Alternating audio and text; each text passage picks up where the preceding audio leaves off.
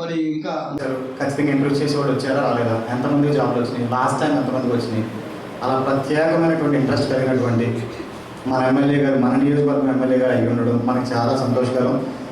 మన ధనరాజు గారిని స్టేజ్ మీద రావాల్సిందిగా please give a big claps.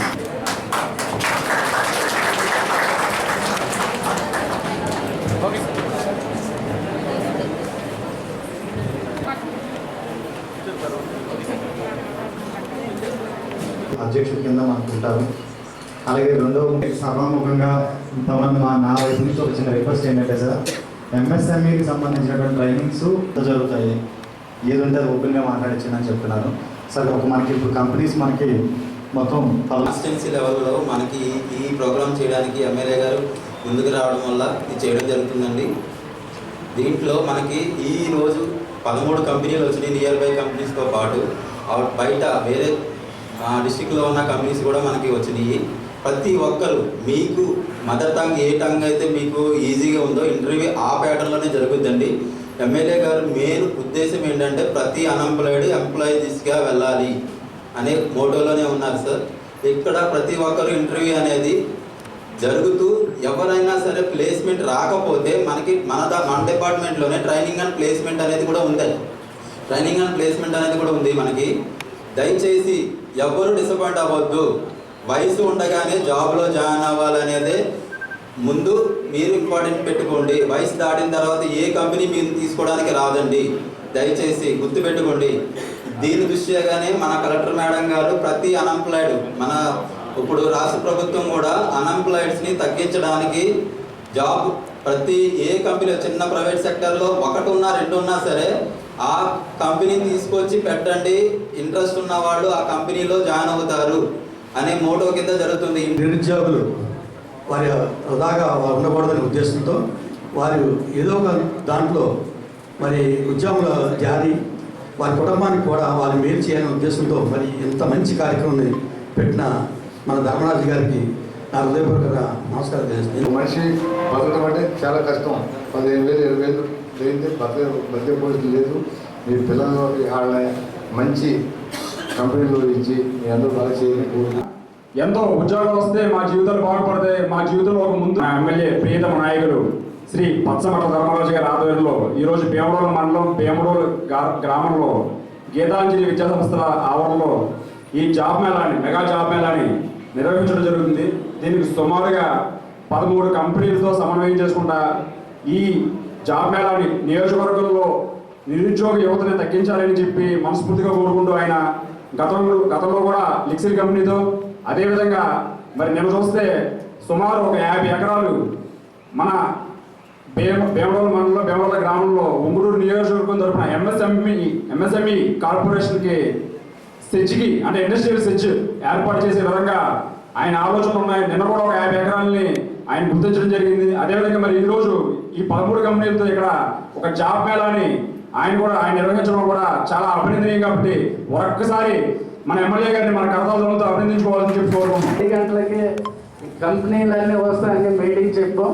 మీరు అందరూ కూడా వీటిని పూర్తిగా వినియోగించుకొని మీరు జాబ్స్లో ముందు జాయిన్ అవ్వండి. జాయిన్ అయ్యి అసలు అక్కడ పరిస్థితిని మీరు మనస్ఫూర్తిగా కోరుకుంటూ ఈ అవకాశం ఇచ్చిన మీ అందరికీ కూడా నా హృదయపూర్వక నమస్కారాలు తెలియజేసుకుంటున్నాను.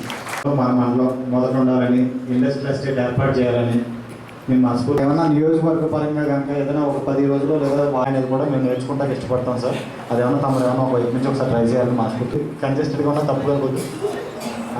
ఆల్రెడీ అందరికీ సీరియల్ నెంబర్ ఇచ్చామండి. దాని ప్రకారం ఆ సీరియల్ నెంబర్ ప్రకారం వాళ్ళని పిలుస్తాం.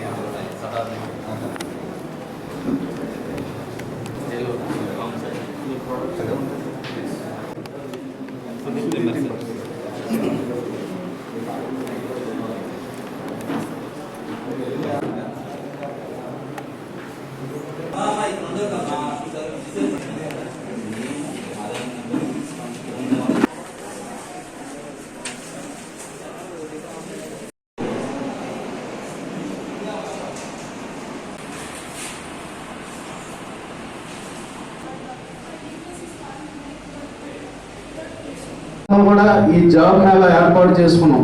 ఏదైతే మన ముఖ్యమంత్రి గారు నారా చంద్రబాబు నాయుడు గారు ఉన్నారో, అలాగే ఉప ముఖ్యమంత్రి పవన్ కళ్యాణ్ గారు, అలాగే మన మంత్రివర్యులు లోకేష్ గారి ఆధ్వర్యంలో ఇక్కడ మన రాష్ట్రంలో ఈ 5 సంవత్సరాల్లో కూడా 25 లక్షల ఉద్యోగాలను కల్పించాలనే ధ్యేయంతో ప్రతి సంవత్సరం 5 లక్షల ఉద్యోగాలు కల్పనతో చేయాలనే ఉద్దేశంతో ఇలాంటి జాబ్ మేళాలన్నింటినీ కూడా ప్రతి కాన్స్టిట్యున్సీలో కూడా ఏర్పాటు చేయమని వారు ఆదేశించడం, దాని ద్వారా ఈరోజు మీ అందరికీ కూడా ఇక్కడ ఉన్న ఉద్యోగం లేని వాళ్ళందరికీ కూడా ఉద్యోగాలు కల్పించే విధంగా ఈరోజు 13 కంపెనీలు రావడం, 13 కంపెనీల్లో కూడా ఏదైతే వాళ్ళ కంపెనీకి అవసరమైనట్టు మీలో ఏ స్కిల్స్ ఉంటాయో ఆ స్కిల్ ద్వారా మీ అందరినీ కూడా రిక్రూట్ చేసుకుంటాం. మీ అందరి భవిష్యత్తు కూడా బాగుండే విధంగా, అంటే మనం ఈరోజు ఒక చిన్న స్థాయిలో మనం ఉద్యోగం స్టార్ట్ చేసి ఆ ఉద్యోగం నుంచి మనం పైకి ఎదిగి మీరు కూడా మళ్ళీ ఉద్యోగాలు ఇచ్చే స్థాయికి రావాలని మీ అందరినీ కూడా మనస్ఫూర్తిగా కోరుకున్నాం. ఈ జాబ్ మేళాన్ని కూడా పూర్తిగా వినియోగించుకోవాలి మనం కూడా. ఎందుకంటే ఈ ఫ్యాక్టరీలు అనేక ప్రాంతాల నుంచి వచ్చినాయి. మన దగ్గర సుమారుగా ఈరోజు వచ్చినాయి 13లో 3 ఫ్యాక్టరీలు ఉన్నాయి. నాగానమ్మ ఒకటి, కోకోకోలా ఒకటి, ఇంకా అలాగా ఇంకొక లెక్సిల్ ఒకటి అనే 3 కంపెనీలు ఉన్నాయి. అలా కాకుండా ఆ ఫ్యాక్టరీని కూడా పెట్టే విధంగా నిన్న ల్యాండ్ కూడా ఐడెంటిఫై చేస్తున్నాం. దాన్ని కూడా ల్యాండ్ ఎక్విజిషన్ చేసి సుమారు ఒక 50 నుంచి 100 ఎకరాల వరకు మనం ఈ ఇండస్ట్రియల్ హబ్ని ఏర్పాటు చేసుకుంటే మీ అందరికీ కూడా ఇక్కడ దగ్గరలోనే ఆ ఫ్యాక్టరీలో కూడా జాబులు వచ్చే విధంగా ఏదైతే మన ముఖ్యమంత్రి గారి ఆలోచన ఉందో, అంటే రాబోయే తరాలకు భవిష్యత్తు ఉండేటట్టుగా ఎక్కడ వారికి అక్కడికి ఉద్యోగాలు కల్పనే ధ్యేయంగా మాకు ఆల్రెడీ ఆయన చెప్పడం, ప్రతి కాన్స్టిట్యున్సీలో కూడా ఇండస్ట్రియల్ హబ్ ఏర్పాటు చేసే బాధ్యతని ఎమ్మెల్యేలు తీసుకోవాలని ఆయన అనేక మీటింగుల్లో అనేక సందర్భాల్లో చెప్పడం, మనకి సంక్షేమంతో పాటు కూడా అభివృద్ధి పరిచే విధంగా ఆయన ఆలోచన ఉండడం. అంటే ఆయన ఆలోచనకి ఒకటే చెప్పుకోవచ్చు. మనం ఈరోజు హైదరాబాద్ చూస్తున్నాం.